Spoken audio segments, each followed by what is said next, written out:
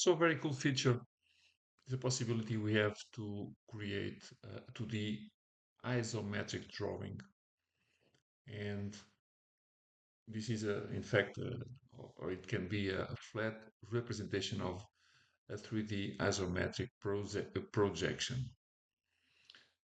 This method provides a very fast way to create this isometric view of a simple part. Let's try to show you something about it. I will activate my grid, and you've seen it already. And I can connect my snap mode. So now I'm not sure the settings, but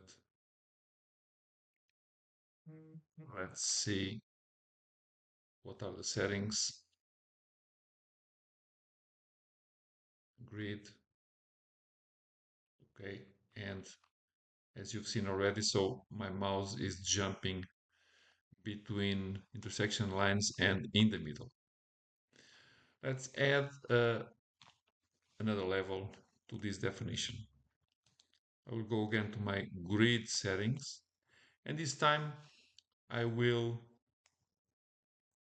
turn on isometric snap. Okay, I can define also snap spacing, grid spacing, whatever. And now my grid changed. So let's try to do something. It's a little bigger. Okay. So now I can try to create, for example, a very simple part, but you can see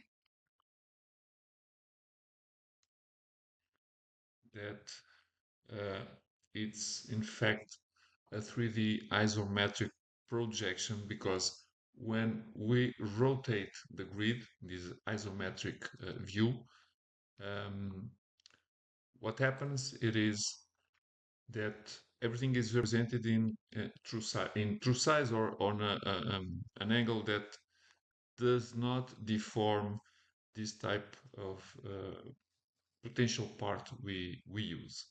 We will create a very simple example of a part to show the possibilities.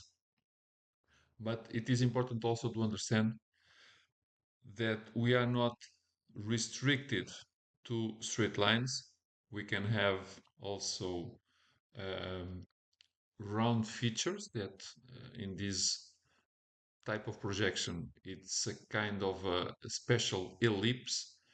And we, a little upfront in this course, we will show how to insert also these round shapes in this type of part and functionality.